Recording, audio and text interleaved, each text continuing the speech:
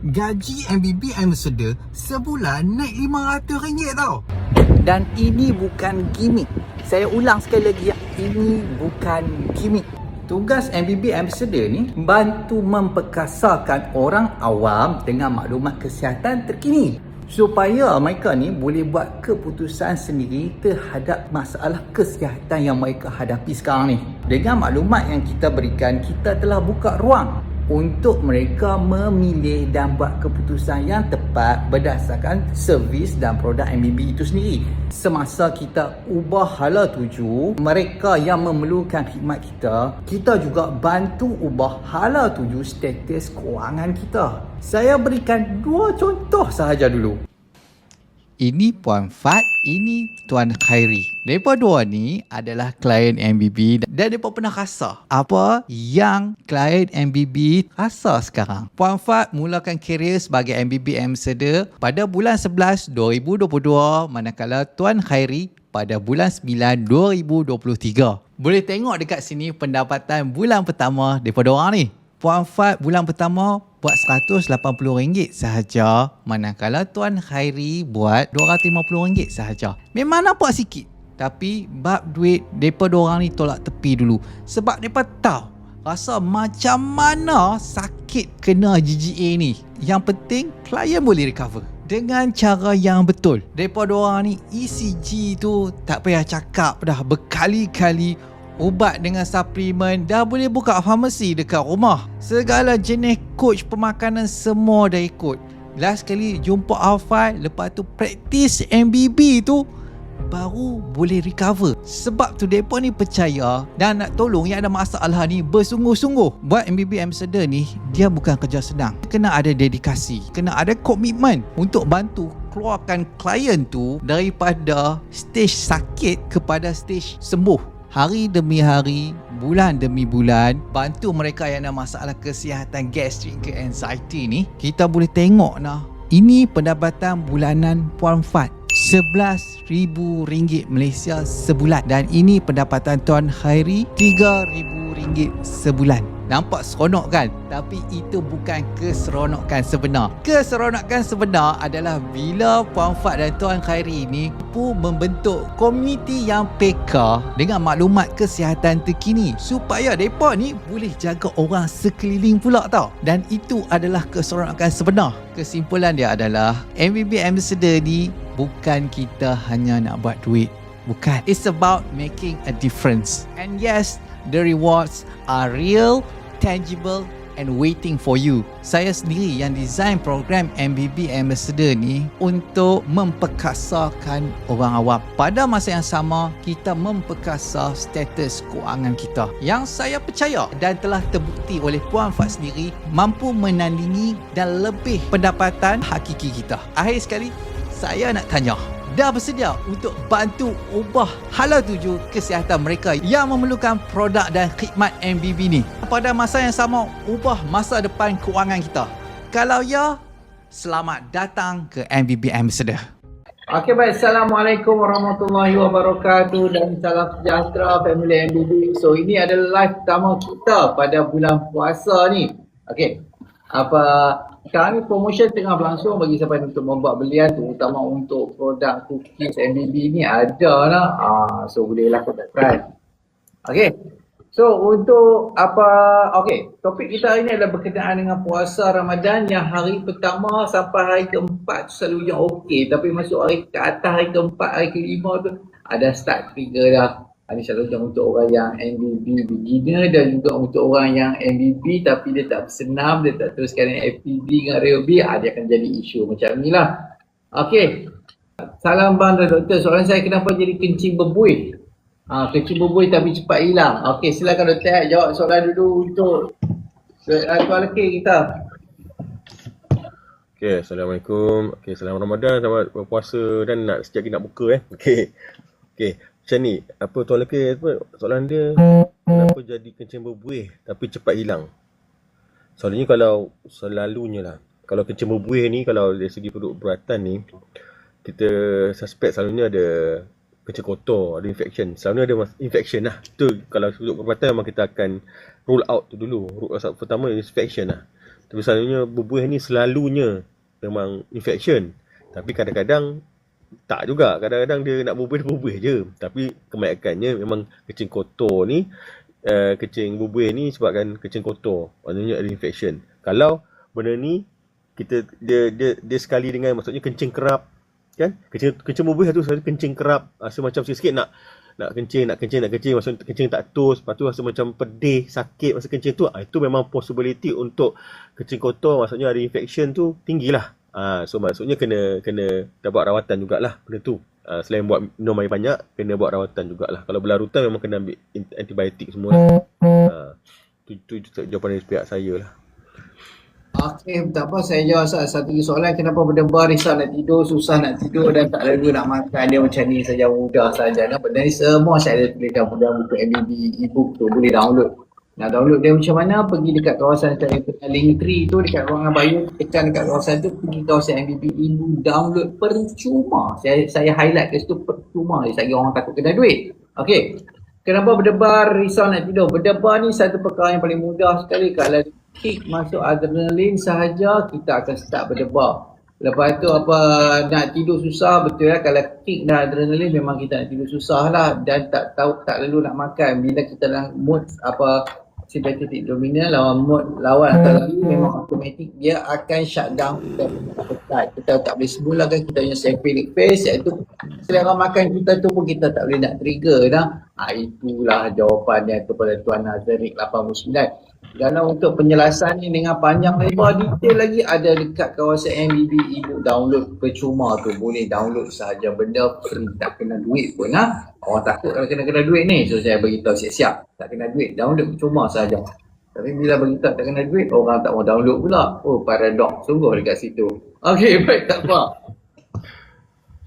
Okey, apa kita kata, okey, jadi kita punya topik Ramadan hari 1-3 okey, hari 4 mula jadi pelik. Tiba-tiba jantung berdebar macam tak tentu arah. Perut kembung, angin tak habis-habis. Pedih ulu hati, angin pedih ulu hati, reflux naik kepala ringan, badan lemah, malas susah tidur, fikiran makin laju, esoknya makin sensitif, makin mudah trigger. Okey, yang paling misteri dia kan. Yang paling misteri untuk isu ni adalah dia dah jaga makan dah. Dia makan benda macam biasa. Macam sebelum hari MBB ni dia okey saja, tak ada masalah. Tapi waktu dia puasa 1 ke 3 hari, 1 ke 4 hari awal tu dia okey. Lepas tu start mula trigger balik. Dia kata dia makan macam biasa, tapi kenapa boleh trigger juga? Okey. Ni orang tak faham ni, bab ni. Bab ni sebab dia adalah bila kita, dia macam bateri tau benda ni, dia macam bateri. Macam saya tulis dekat copywriting tu, dia betul-betul macam bateri. Waktu hari pertama bateri dia ni apa dia? Daripada segi kita punya simpanan glycogen pada kita punya hati.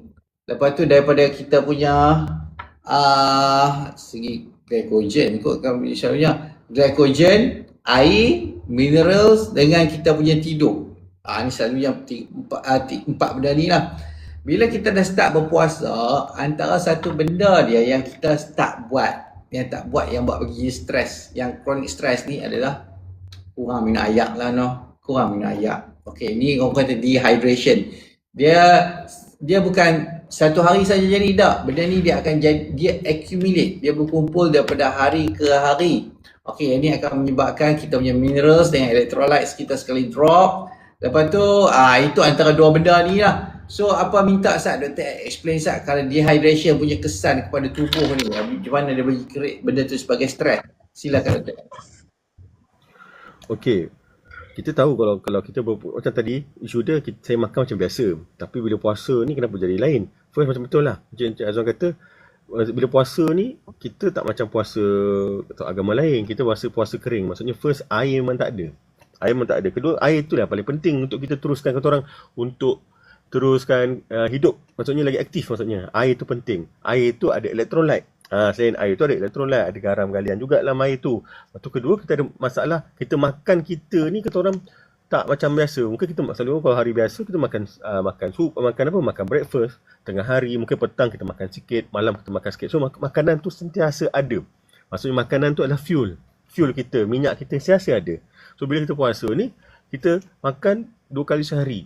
yang tu makanan utama lah, maksudnya sahur kan. Lepas tu petangnya masa buka. Tapi makanan tu kadang-kadang ada orang masa sahur dia tak selera nak makan. Betul tak?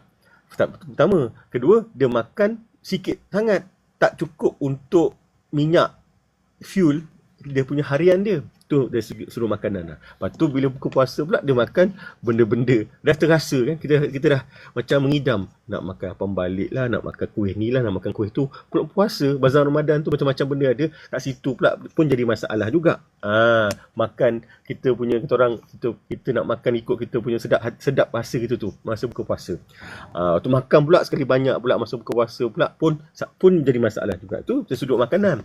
Tapi bila makanan pula, bila kita makan terlampau jarak tu, nutrien tu kebanyakannya akan kekurangan. Kita akan banyak makan kalau petang, confirm buka puasa kita akan lebih pada cup dengan gula. Betul tak? Sebab yalah manis-manis kan, kita cari makanan manis. Tapi masa sahur kita ada orang tak selera, dia tak cukup protein, dia tak cukup karbohidrat dia. So maksudnya nutrien tu tak cukup. So kita dah faham dah, air tak cukup elektrolit. Kedua, makanan tak betul, tak cukup dia punya fuel. So kat situ dua benda penting ni cukup lah. Kita dah tahu dah buat badan kita stres ketika berpuasa. Tak cukup nutrien, tak cukup elektrolit, tak cukup fuel. So kat situ memang badan kita keadaan stres. Permulaan badan kita boleh lagi tampung lagi masa permulaan puasa, sebab kita ada lagi reserve. Kita punya fuel, kita punya tenaga masa sebelum puasa tu, makanan kita tu ada lagi reserve dia, tenaga dia. Air tu, elektrolit tu masih ada. Tapi lepas dah seminggu, 3 hingga 5 hari puasa tu, dia dah haywire, dah tak cukup. Lepas tu pula kita masa buka puasa kita tak cukup minum air pula. Lepas tu makan pula tak apa-apa.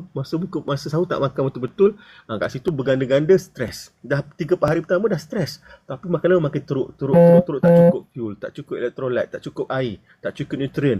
So bila dah betul-betul tak cukup, badan kita akan trigger. Kat situlah trigger yang memang teruk lah orang kata. Permulaan 3 hari ke 5 hari tu badan kita boleh lagi cuba guna fuel reserve, air reserve kita. Tapi bila dah sampai waktunya, stres dah terlalu tinggi, adrenaline akan take over. Adrenaline take over kat situlah trigger, sesak nafas, rasa jantung laju, berdebar, semua benda kat situlah terjadi. So punca dia pertama air tak cukup, dehydration pertama. Bila air tak cukup, elektrolit tak cukup. Makan kita haywire, makan kita tak cukup betul dia punya nutrien dia. Kita makan macam mana? Maksudnya tak cukup fuel, tak cukup nutrien. Tu benda penting. Dua benda ni lah punca. Ketiga, tidur kita.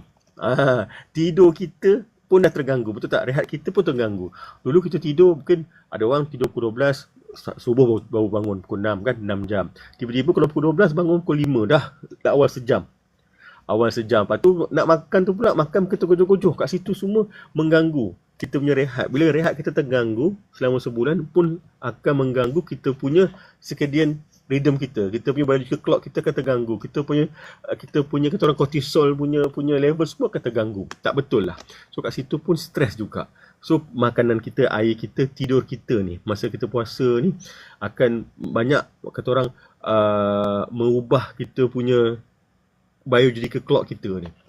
Menyebab kita stres dia bertambah. Lagi-lagi kalau kita lepas buka puasa kita kata orang kita tarawih pula. Tarawih pun memenatkan juga kat situ kan. So benda ni kita kalau boleh kita nak tarawih, kalau boleh sebulan kita tarawih, tak dapat 20 dapat 8 pun cukup. Tapi benda ni satu beban kat badan kita. Lagi-lagi kawan-kawan MBB lah.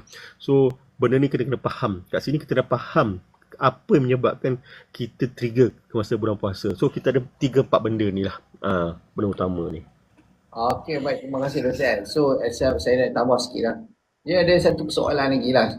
Antara persoalan dia adalah dia macam ada kawan dia ni tak sahur pun okey je, puasa tu tak ada masalah pun. Dia bukan tak sahur saja, tak bangun pun minum air, tapi dia puasa sebulan tu okey saja, tak ada isu pun. Dia tak komplain pun untuk tak larat ke apa ke. Lepas tu dia buka puasa pun makan sikit saja, tak ada masalah pun, dia boleh juga. Okey, but ni kan kita kena tahu, untuk masalah dia tak ada masalah disfungsi hipokampus. Dia dua benda yang berlainan tau. Kalau untuk orang biasa, orang yang sihat, ya dia memang dia tak perlu makan banyak. Dia even makan sehari sekali pun dah sangat-sangat mencukupi dah untuk dia survive hari tu. Even buat kerja lasak, even untuk berlari pun tak ada masalah. Tetapi kalau untuk orang yang ada masalah disfungsi hipokampus ni akibat stres kronik, terutamanya terhadap makan tak betul lah.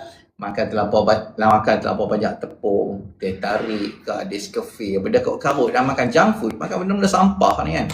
Dia menyebabkan berlakunya masalah disfungsi hipokampus, menyebabkan dia tak ada regulasi paras tenaga dia dengan betul, dan itu adalah punca dan benda tu dia manifestasi dalam bentuk masalah penghadaman, masalah otot dan juga masalah mental. Yang ni kita panggil sebagai GGA ni. So kalau untuk orang yang tak ada masalah disfungsi hipokampus ni, ya betul dia boleh makan sehari sekali saja, ya betul dia tak perlu bangun sahur pun dia okey saja. Orang sihat, masa dia cukup, dia tak ada isu. Tapi kalau untuk orang ada GGA tak boleh buat macam tu lah. Antara sebab dia adalah dia tak boleh nak menyimpan semula dia punya simpanan glycogen, iaitu gula pada hati dia tu dengan cepat, dengan sempurna seperti orang normal. Maksud, kalau dia tak jaga dia punya stress level betul, dia punya simpanan glycogen dipakai cepat, dia tak boleh switch masuk guna lemak sebagai sumber tenaga, dia trigger. Hari keempat dia trigger. Benda ni, pattern ni saya tengok setiap tahun. Terutama untuk yang MBB beginner ataupun yang MBB dah lama, makan hafal lama tapi dia tak proceed. Dia tak proceed untuk masuk fasa kedua, iaitu start HPD, lepas tu buat cardio, lepas tu buat weight training, angkat berat, lepas tu real B. Dia tak buat any. Dia start dekat MBB dan juga untuk hafal sahaja sebab badan dia rasa dah selesa dah. Tapi bila masuk saja untuk yang ada stres berpanjangan macam berpuasa ni adalah sebanyak stres kepada kita punya tubuh. So kita kena ada kemampuan untuk berpuasa. Kalau tak ada kemampuan untuk berpuasa, ni satu benda lagi saya beritahu dah.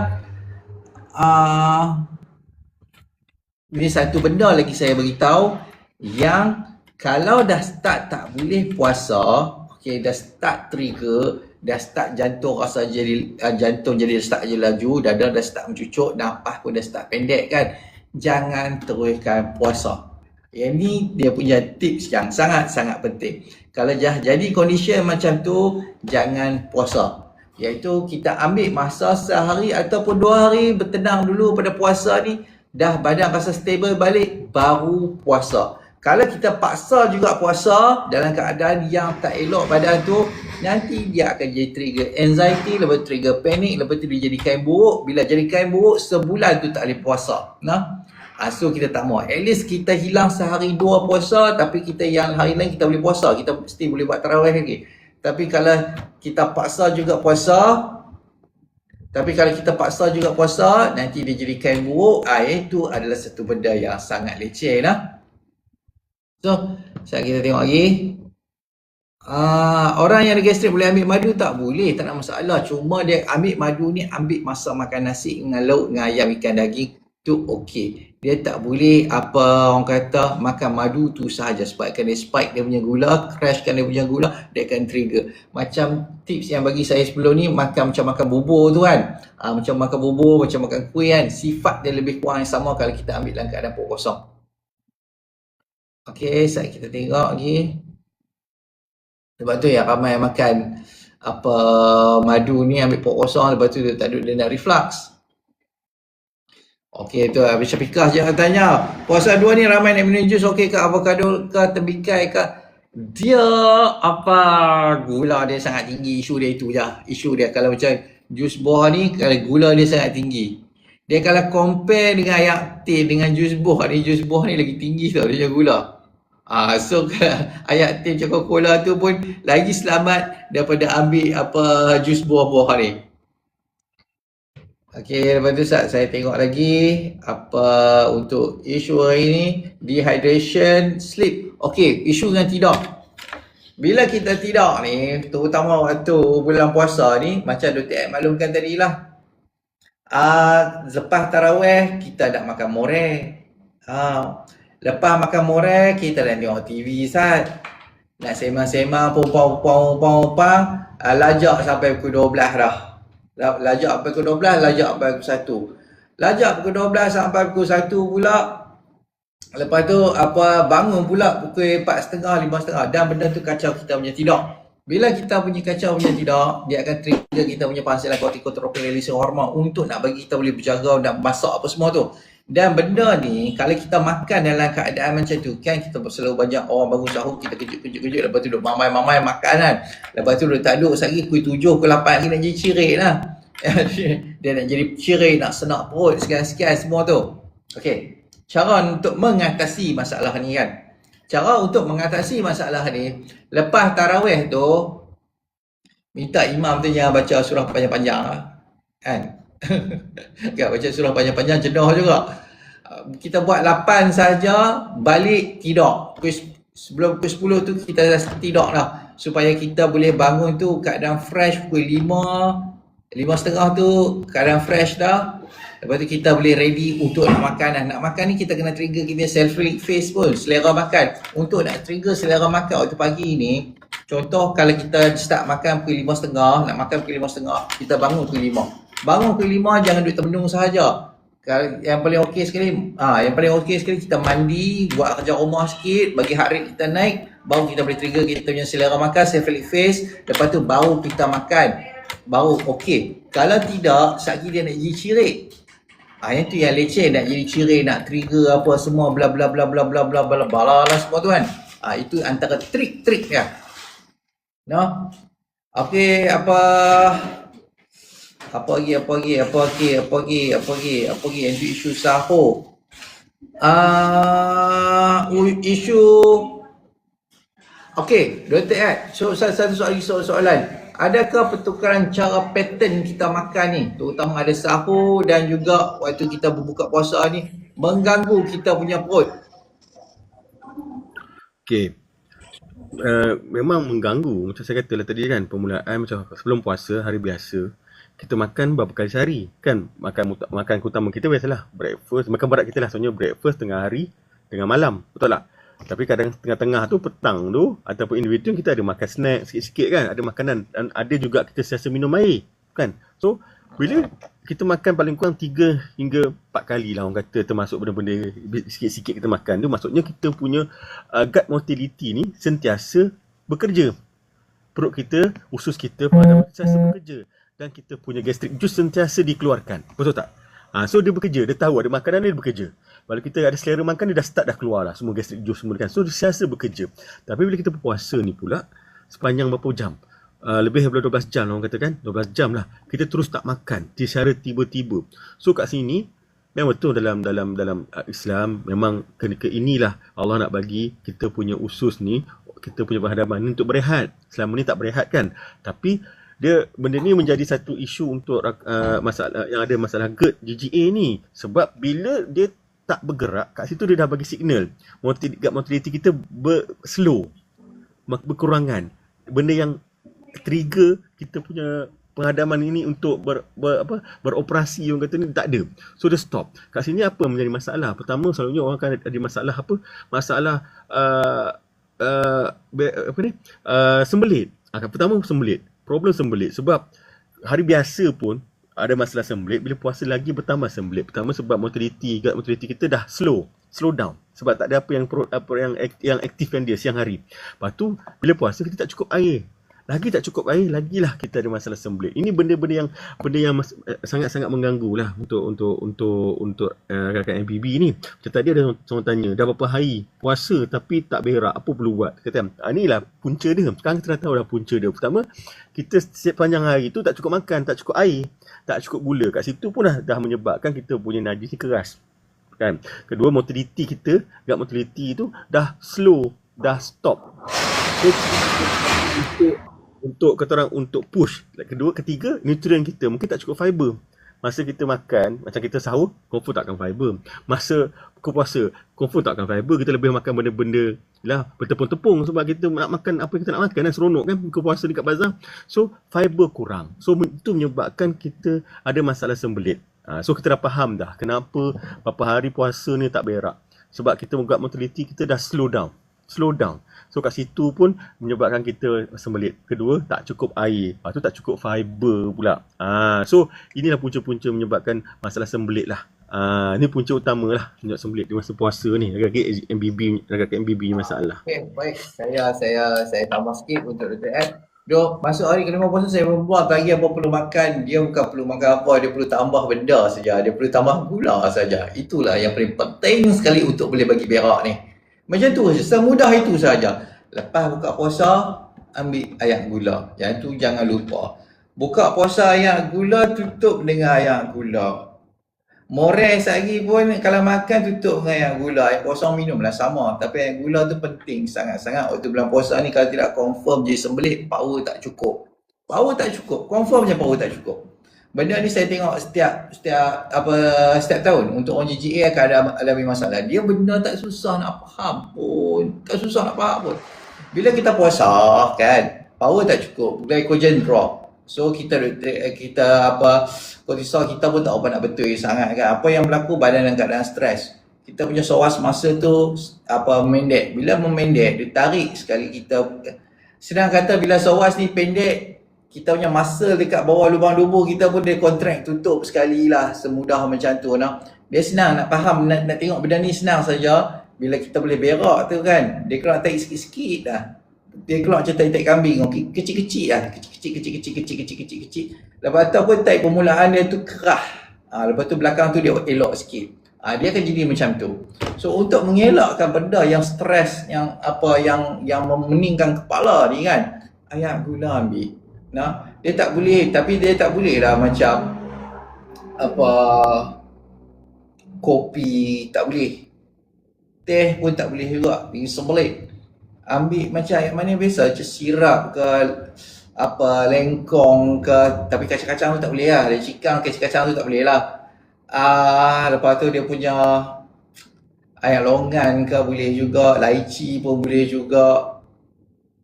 Apa-apa saja, pastikan ada gula saja. Yang ni akan bantu untuk berak. Nah.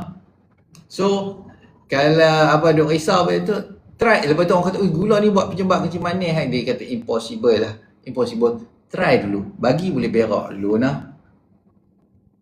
Okay. Saya selalu rasa pening. Macam mana cara nak hilangkan tu? Okay, pening ni macam saya maklumkan, saya ada buat buku benda ni. Ada free saja dekat Linktree saya tu, boleh download. So kalau pening ni, tengok dia datang macam mana. Dia boleh datang secara akut boleh, dia datang secara kronik pun boleh. Kalau akut selalu disebabkan oleh kurang bekalan gula pada kita yang saya problem. Satu lagi kalau kronik berterusan, dia mengganggu bahagian tengah dalam telinga kita. Saya ada buat buku buat ni, saya explain panjang lebar. Ada dekat saya yang Linktree dekat kawasan Bayu kan, tekan saja masuk itu boleh baca lah. Okey. Saya baru puasa 3 hari dah ada trigger. Tak apalah nak buat macam mana. Mai beli kat office Tok Moh, sila-sila saja. Time puasa tu pun sakit perut, time cucu-cucu pergi pada tekak, tapi saya tahan saja. Dia kalau tak boleh tahan tu, elok jangan tahan lah. Kalau tahan tu sekali dia pergi ke alam lain lagi, dia leceh. Dia jadi leceh, dia jadi panjang cerita.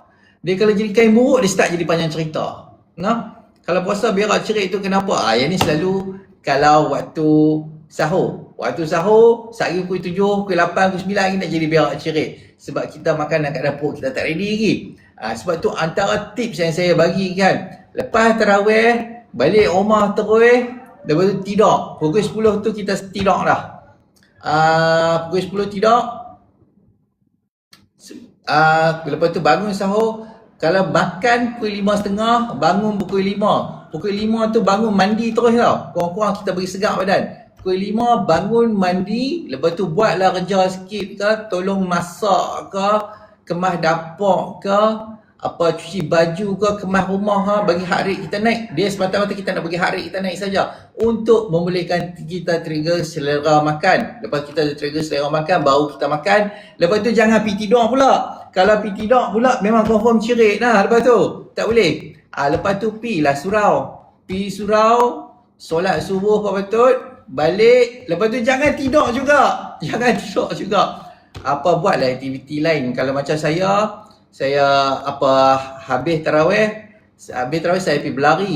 Tapi ikutlah, kalau saya memang tak ada isu, badan saya memang tak ada isu, so saya boleh pergi berlari. Tapi kalau yang lain tu buatlah aktiviti ringan, kembang rumah ke, yang paling penting kembang rumah, buang sawang ke, cuci pinggan mangkuk sahur tadi ke, sidai baju ke, kemas bilik ke, mop lantai ke. Jangan tidur saja. Nah. Okey. Macam mana nak hindarkan sebelit je bulan-bulan puasa ni? Amal Hafai lah. Amal Hafai sangat-sangat bantu untuk bulan puasa ni. Amal Hafai Plus ni. Lepas tu, waktu buka puasa, jangan lupa tutup dengan ayat manis. Antara tips saya bagi ya. Buka puasa, mula-mula minum air kosong dulu, tak apa. Urut bagi sendawa sampai nafas rasa lawas tu. Dah rasa rasa lawas, minumlah yang manis, bersyok. Lepas tu makanlah nasi. Makan lauk pumpang-pumpang, lepas tu tutup dengan yang manis. InsyaAllah dia boleh berak tu tak ada masalah. Kurang berak puasa rasa nak membuang tapi tak dapat. Kurang gula saja. Mostly isu ni kurang gula. Tak makan Hafai, makan Hafai sekali lah. Balik terawih boleh tak nak makan buah macam tembikai apple angkut Tuan Zali. Kalau Tuan Zali tak ada isu dah. Tuan Zali advance tak ada masalah lah Tuan Zali. Okey, Salawan tebu tajawan sirap best. Tebu, kalau bab tebu ni tak apa saya nak galakkan lah sebab makan tebu ni confirm trigger punya leceh. Dah beli APD, area jual balik. Okey, baik, terima kasih tuan. Kalau tiap hari rasa ifat boleh minum air manis tak menjadi lebih teruk ke reflux kan? Buat dulu. Okey. Sebab orang dia cakap, oh saya air manis ni saya reflux, saya jadi macam ni saya reflux, saya tak boleh manis. Saya kata buat dulu. Lepas makan, sebelum makan, minum air kosong, urut bagi sendawa sampai nafas rasa lawas, baru makan, lepas tutup dengan air manis. Buat saja dulu.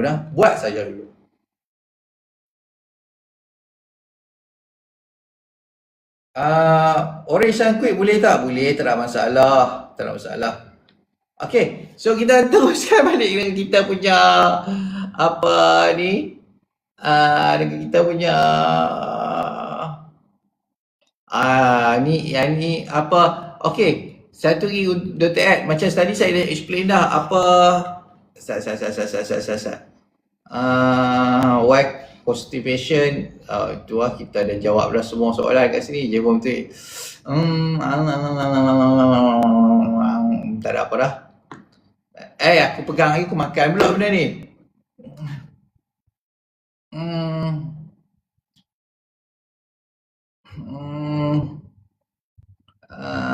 Does bangun sahur affect CRH ya?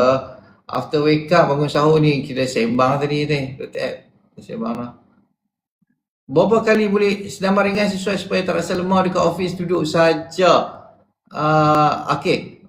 Yang ni kita serahkan Dr. Ed, kalau senam ringan kalau duduk office ni macam mana supaya tak lemah ni? Kalau saya punya nasihat ni, sementara dah ada kursi tu, kita buat squat lah. Duduk bangun. Itu paling mudah lah orang kata kan. Tapi tak dah untuk budak besar ni. Hitam lah. Sakit mata ni kawan. Buat slow supaya tak tadi kan rasa lemau kan. Duduk bangun 5 kali cukup lah kan. Lama-lama cegah lah mata. Maksudnya jangan beria, maksudnya supported. Ada kursi kan. Ada kursi duduk bangun 5 kali cukup. Yang penting nak atasi masalah lemau tu saja kan. Benda ni benda sama fogging. Orang kata brain fog petang-petang ni, glukos tengah turun, lepas tu kita punya kortisol tengah turun. Memang time tu dah rasa macam melayang, nak tidur, penat sangat. Itu benda normal. Orang yang biasa pun akan alami masalah yang sama kan. So benda tu maksudnya tu cara dia lah. Tu kena buat senaman ringan sikit-sikit lah. Kena stretching. Kalau tak buat squat ke stretching lah. Stretching. Slow insyaAllah akan peredaran darah akan lancar balik. Kita akan kurang lah rasa lemau tu. InsyaAllah kan. Stevia boleh amalkan sebagai pengganti gula. Kalau dah dekat sebulan lebih kat gula, dia macam ni. Dekat MBB kita memang stevia ni memang kita tak galakkan langsung lah, sebab stevia ni memang orang kata pengganti gula. Dia cuma rasa saja, tapi dia tak ada khasiat gula tu langsung tak ada. So tapi kita kena faham, kita ni bukan orang yang normal. Kita ada masalah GGA kan. Masa mudah ni masalah GGA yang mana kita perlukan tenaga. Tenaga tu masa mudah ni gula tu lah sumber tenaga. Kalau kita tak ambil sumber tenaga tu lama-lama, masalah kita takkan kita atasi. So stevia ni dalam group MBB kita cakap no. Kita better ambil gula. Tu bagi saya lah. Encik Azwan nak tambah tak pasal stevia ni? Baik. So kalau tengok dekat sini kan, apa ni kan, apa pemanis ni kita tulis dekat sini, kita guna stevia lah.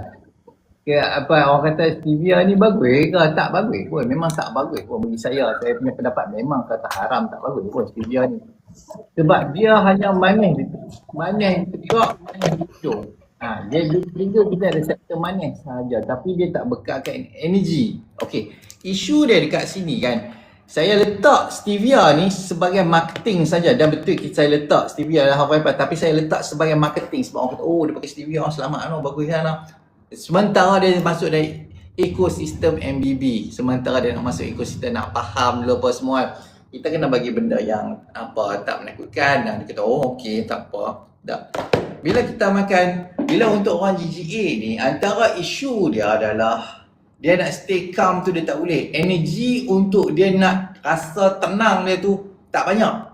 Sebab tu gula ni adalah satu benda yang sangat-sangat penting. Dan saya jumpa ramai dah yang jadi isu GGA ni akibat buat diet mengarut.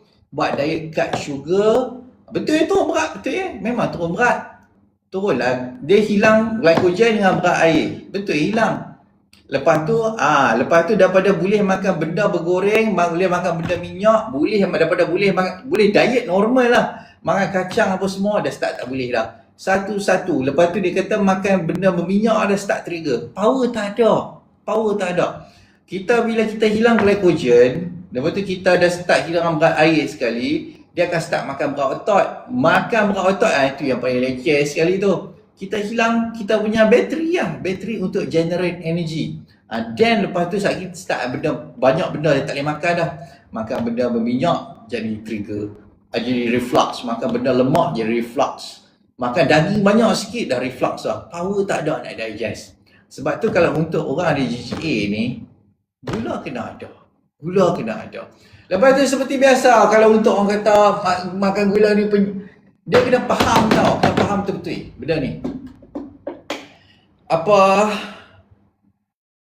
Untuk isu gula ni, dia okey, kalau macam seperti biasa saya buka lagi tawaran saya RM100,000 pun aku bagi lah. Pada siapa-siapa saja yang boleh bawa dekat saya sains jurnal yang mengatakan makan gula adalah punca utama berlakunya masalah kencing manis. Bagi kat saya bagi RM100,000. Saya ada duit RM100,000, saya boleh bagi RM100,000 kalau boleh bawa. Sebab apa saya buat macam ni, cabaran ni untuk bagi orang buat due diligence, cari sendiri information tu. Sebab kebanyakan information yang kita dapat dekat internet ni muntah sahaja, dimuntahkan balik. Benda yang paling dangerous daripada gula adalah tepung. Ingat benda ni, ingat betul-betul. 1 kalori, 1 gram gula, kan? Gula table sugar ni dia sama juga dengan 4 kalori. Okey. Sama juga macam tepung halus. 1 tepung halus sama juga 4 kalori. Okey, let's say kita buat air sirap. Kita buat air sirap, kita ambil 2 sudu. Okey, 2 sudu bersamaan dengan 3, 6, 4, 24 kalori dalam satu air manis tu kan. Kita minum, tak apa. Kita tak pernah imagine pula dengan satu tepung kuih ketayap. Satu kuih ketayap ni lebih kurang ada 25 gram. 25 gram of tepung. Cara 4 dah dekat 100 kalori, 100 lebih kalori. Dan selalunya satu kuih ketayap tu sama juga macam telan 1 tin Coca-Cola. 1 tin Coca-Cola kita makan macam tu ya. Lepas tu kita makan 3 keping sekaligus 3 ketui. Kuih ketayap 3 keping, 3 ketui. Macam umpama kita telan 3 can Coca-Cola. Dan gula pada tepung ni dia lagi, orang kata lagi bahaya daripada gula betul. Sebab gula tepung, spike kita punya gula macam ni. Gula betul macam ni. Gula tepung macam tu. Gula betul macam ni. Sangat-sangat berlainan tau. So kalau nak buat kempen kan, war on sugar ke apa jadah lah yang saya dah tengok dekat billboard. So baik buat war on tepung, tapi tak seorang pun tak mau buat benda ni. Saya pun tak tahu apa sebab apalah, lembab sangat lah apa ni. Tepung jangan makan lah. Sebab tu kalau makan tepung mudah trigger untuk orang GGA ni. Sangat mudah trigger. Dia trigger sebab bila kita gula kita spike, lepas tu kita crashkan dia. Lepas tu kita nak stabilkan dia balik. Yang ni yang makan power kita ni, nak stabilkan dia balik. Bila power tak cukup, adrenalin keluar lah, trigger, pump, jatuh je laju, duduk. Makan tepung aja, cepat dah. No? So, benda tu kena ingat betul-betul. Saya bab ni bahasa saya akan jadi kasar sikit. bab saya nak explain gula dengan tepung saya akan jadi kasar. Sebab apa cakap macam tu? Sebab nak bagi orang ingat. Kalau saya cakap dengan lembut je tu, orang tak masuk kepala. Dan benda ni saya ada buat penjelasan dalam buku MBB e-book saya. Harap boleh tengok lah. Boleh tengok dan baca. Baca lah, benda free. Saya tak charge kupang pun, benda free. Saya baca saja lah. Okey. Sedap kuih ketayak. Kuih ketayak memang sedap. Kuih Proto Zaga pun memang sedap. Kuih sambal tu memang sedap. Tapi satu tu umpama kita telan Coca-Cola. Lepas tu orang yang kecil manis, makcik-makcik ni, saya tak makan gula dah. Tak mau gula apa semua. Tapi dia tak duk belasah kuih ready steady saja. Lepas tu dia iram, siapa kecil manis ni tak boleh hilang apa siapa tak makan gula apa kata. Tu dah cerita dia. Okey. Okey, dia bab stevia tak payah. Stevia ke, monk fruit ke, apa lagi Dr. Ed yang untuk artificial sweetener ni? Apa lagi? Saya tengok. Equal tu tak payah, memang equal pun tak payah lah. Gula terus direct je minum. Minum puding bulan puasa sedap. Oh memang sedap. Apa? Puding kuih sila cheese apa dah benda tu? Kuih sila tu kan. Nampak macam menarik tu. Nak kena try tu. Kalau antara abang sekarang 5.6 saya, Abang Azizul kita ni ada masalah kecil manis. Belasah gula siap Coca-Cola lagi. Abang Azizul kita steady je. Daripada diabetes dia okey kan Abang Azizul? Ya, Abang Azizul saya tahu saya menang TV ya. Okey. Saya bila pukul 4 petang badan jadi badan lemah. Biasa ni isu biasa. Saya ada buat buku-buku ni. Okey, saya tunjuk macam mana dah download. Supaya semua orang tak terlepas bab ni. Download bacalah dah. Bacalah. Kalau penat saya buat buku-buku tu. Ustaz. Okey, Ustaz nah. Okey, ni saya punya TikTok kan. Bila buka TikTok saya ada nampak benda color merah ni tau. Nampak benda kira color merah ni. Tekan saja kat color merah tu. Okey. Bila pergi sini, dia ada dua sumber tau. Satu e-book percuma dalam bentuk Telegram. Telegram ni kita boleh download PDF terus ataupun download MBB e-book percuma dekat sini yang daripada website. Nah. Okey. So soalan dia tadi apa dia? Atas saya ni lupa dah soalan tadi.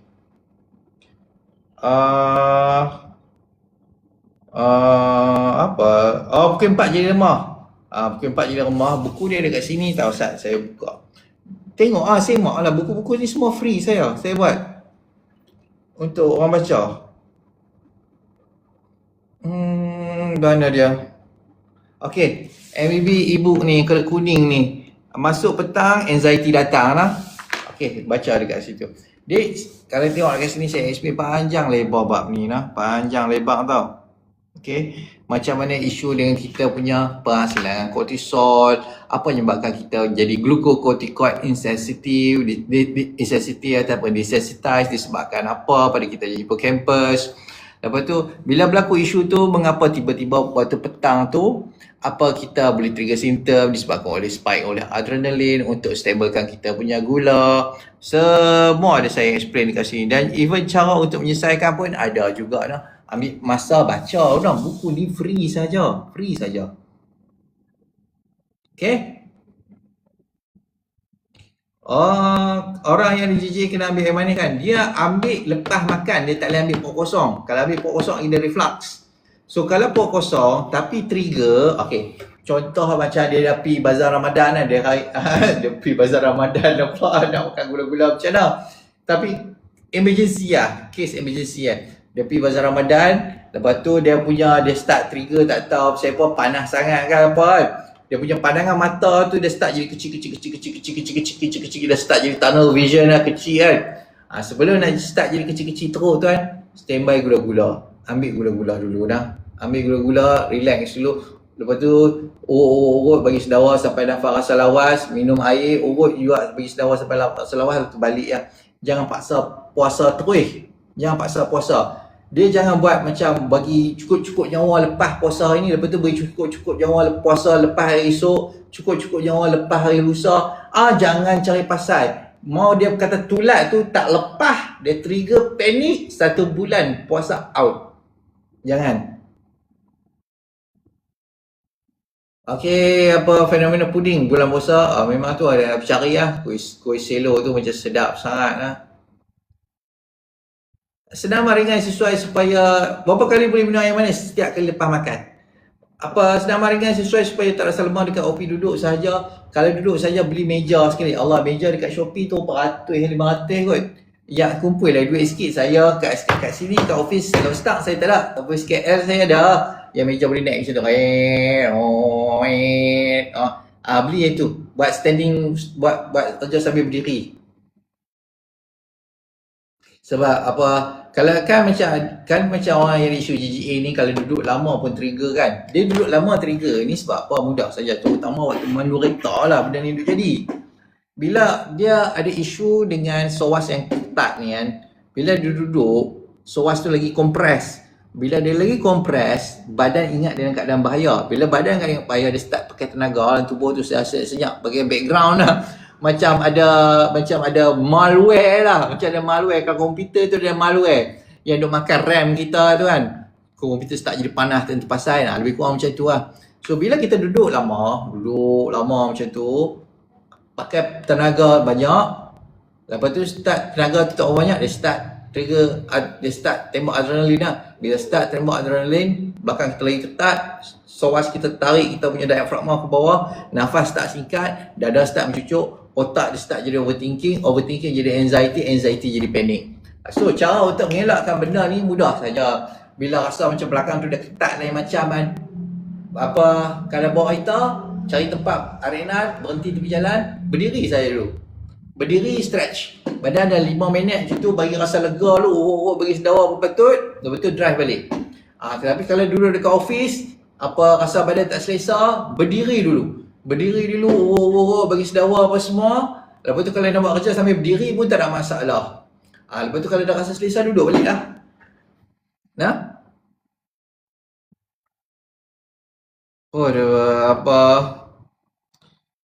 Puding roti resepi Khairul Amin tu, ada roti susu pekat, susu cair, the best combo ever. Memang combo yang sangat cemerlang. Okey, baik, sekarang ni kita tengah promo lagi. Kita ada promo lagi sampai ke hujung bulan ni. So bolehlah buat belian lah. Saya bilang 4 pakai petang. Gula O jangan pakai lah. Gula O jangan lah. Pakai saja gula biasa, tak ada masalah. Dr. Ed, buka puasa apa hari Dr. Ed? Umar ajak pergi Q Bistro. Allah. Dia nak perkena nasi kandak kot dia. Nasi kandak. Sedap tu. Sedap tu. Aku tak apa, aku tengok. So rasa tak ada apa dah kot kita cover. So kita recap balik Sat. Satu, kalau untuk isu hari ni pasal bulan puasa, 1 ke 3 hari tu okey, hari 4 tu start trigger GGA lah. Antara benda yang selalu kita buat adalah kurang minum air. Kurang gula, tidur tak cukup. Tidur tak cukup. Lepas tu ataupun bangun sahur, terus makan, lepas tu tidur balik, jadi masalah perut. So kita tak buat benda tu lah. Itu sahaja noh. Itu sahaja. Kita kena jaga benda tu saja. Tak apa. Nanti video ni saya update balik. Saya akan upload dekat YouTube. Nanti boleh tengok semula noh. Saya pun kelar-kabur balik dengan nak masak ni. Okey, baik. Itu sahaja semua. Terima kasih Dr. Ed. Terima kasih pada yang hadir. Terima kasih semua. Assalamualaikum warahmatullahi wabarakatuh. Terima kasih semua. Selamat buka. Assalamualaikum.